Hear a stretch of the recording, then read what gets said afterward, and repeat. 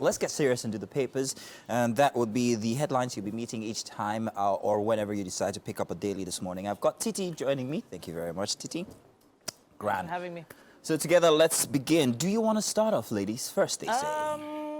After men this time. All right, cool, no problem. I'll take it. I'm very, very confident with my sexuality. Vanguard newspaper this morning's got this headline here. Uncertainty rules currency markets as external reserves rise. Volume of dollars tracked down to 3% to $2.14 billion, while sudden massive crash of Naira, analysts tell, and warn of further depreciation, adverse impact on economy. Now, for anybody who deals in Forex or who's had the experience lately to deal in Forex, it has been a nightmare. Currently standing somewhere around 1,400 or 1,500 Naira per dollar. If you have to rely on exchange to actually do your business, you can imagine what's happening. Along with that, there's also been an increase in the cost of clearing goods at the port. There is so much that's happening currently that is to the adverse of serving as adversity to anybody who's doing business in Nigeria, whether it has to do with exports or imports. So I still think that there's something that's lacking. It's simple. It's an explanation, a very direct and accurate explanation to why Nigeria, why the Naira especially, is where it is right now. I don't know. I don't have those answers, unfortunately. Hopefully they will surface eventually. But it is, the word that's used here on the Vanguard is uncertainty. Yeah. It's just not certain what to do next. A lot of business owners are complaining that they don't even know if they've made profit in the past 1 year. They can't even tell anymore unless they do some really crazy accounting and calculations before they even figure out whether they're even just on the line, whether they're surviving or thriving.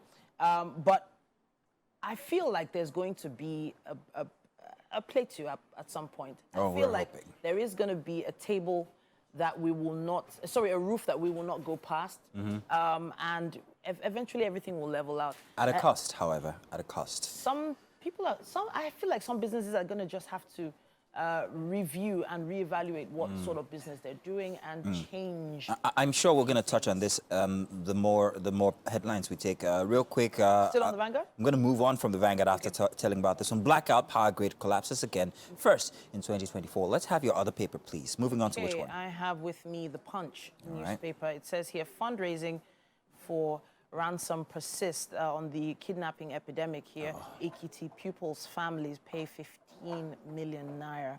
Victims, relatives, friends, neighbors raised ransom. School driver killed, according to the proprietor. Kidnappers slain Kwara. Monarch's widow's ransom to 40 million. Suspect arrested. It also says here, power generation crashes to 59 megawatts as the grid collapses again.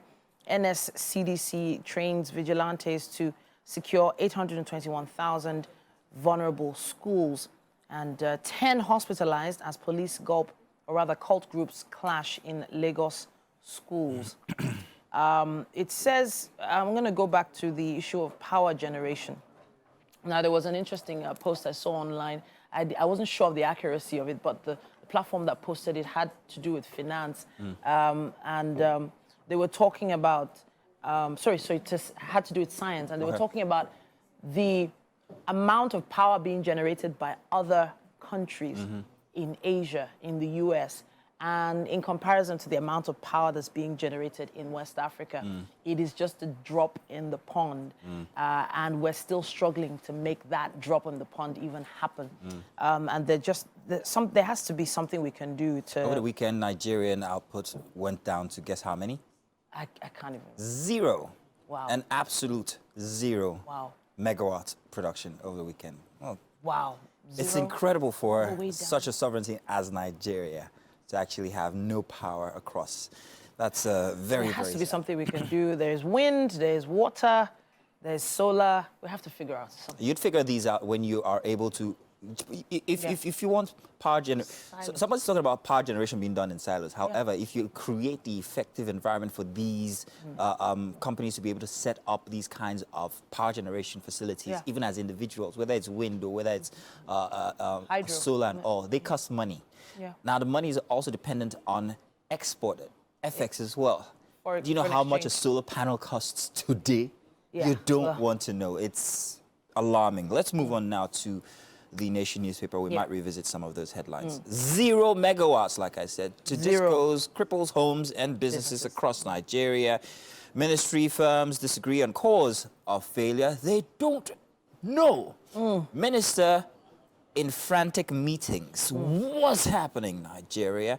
At the top of the nation, how kidnappers exploit financial system loopholes. Now, a very interesting story I read up on this weekend was the fact that these kidnappers are also being tracked using accounts. Since these monies have to be paid into accounts, they are actually being tracked.